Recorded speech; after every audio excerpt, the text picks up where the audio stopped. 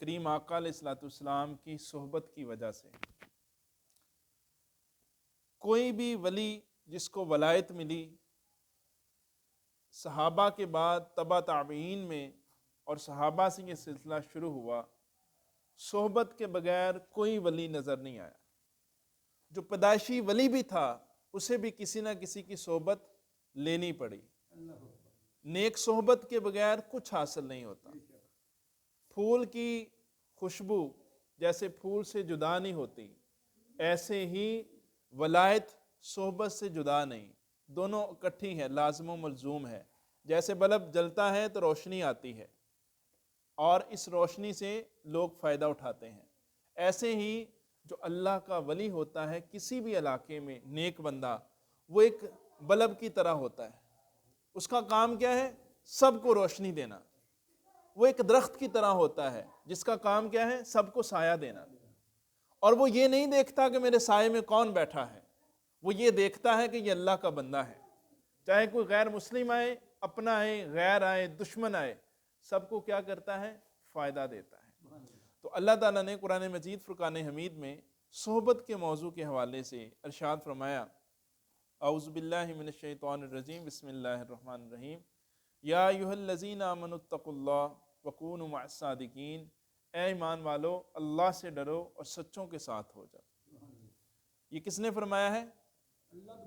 اللہ تعالیٰ نے۔ تو اللہ تعالیٰ کی جو بات مانتا ہے وہ اللہ کا مقرب بندہ بن جاتا ہے، لیکن اللہ کی بات ماننے کے لیے سچوں کے ساتھ ہونا پڑے گا۔ اگر کوئی بندہ اکیلا رہ کے اپنا ایمان بچا سکتا تو اللہ یہ فرماتا صرف مجھے مانو، کسی کے پاس نہ جاؤ، مجھے مانو۔ لیکن اللہ نے فرمایا وَقُونُوا مَعَ الصَّادِقِينَ، سچوں کے ساتھ ہو جاؤ۔ تو جب بندہ سچوں کے ساتھ ہوتا ہے اس کا فائدہ کیا ہوتا ہے کہ کل قیامت والے دن، مسند امام احمد بن حنبل کی حدیث ہے، کریم آقا علیہ الصلوۃ والسلام فرماتے ہیں کہ اللہ تعالیٰ 70,000 بندوں کو بغیر حساب و کتاب جنت میں داخل کرے گا۔ اب ہوا کیا کہ کریم آقا علیہ الصلوۃ والسلام، یہ حدیث مسند امام احمد بن حنبل کی ہے، 3 دن تک رسول اللہ نماز پڑھتے، ظہر، عصر، مغرب، عشاء، اور واپس چلے جاتے۔ 3 دن ایسے ہوا، 3 دن صحابہ کرام کو صحبت نہ ملی، آپ نے گفتگو نہ فرمائی۔ تو ایک صحابی کہنے لگے، یا رسول اللہ صلی اللہ علیہ وسلم، آپ کی ہمیں صحبت نہیں ملی، آپ سے ہماری بات چیت نہیں ہوئی، 3 دن ہو گئے آتے ہیں اور تشریف لے جاتے ہیں، تو یا رسول اللہ صلی اللہ علیہ وسلم کیا معاملہ ہے؟ تو کریم آقا علیہ السلام نے فرمایا، اللہ تعالیٰ نے فرمایا ہے کہ میں آپ کی امت میں سے 70,000 بندوں کو بغیر حساب و کتاب جنت میں داخل کروں گا۔ تو میں اللہ تعالیٰ سے گزارش کرتا ہوں، درخواست کرتا رہا کہ یا اللہ یہ کم ہے، اور زیادہ ہوں، اور زیادہ ہوں۔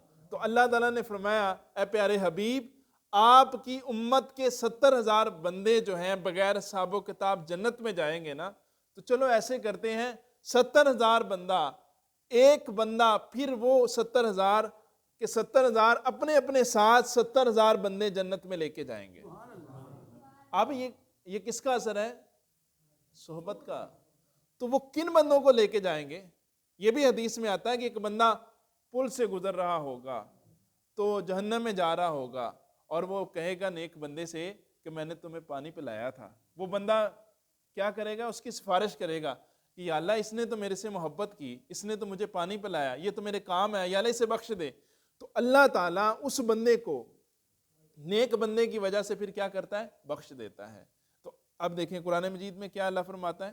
اللہ تعالیٰ قرآن مجید میں فرما رہا ہے کہ جو رشتے ناتے بھائی جو ہیں ایک دوسرے کے، وہ بھی کام نہیں آئیں گے۔ یوم یفر المرء من اخی، جس دن بھاگیں گے مرد اپنے بھائی سے، اور وَأُمِّهِ وَأَبِيهِ، اور اپنی ماں اور اپنا باپ بندے کا، وہ بھی اس سے بھاگے گا۔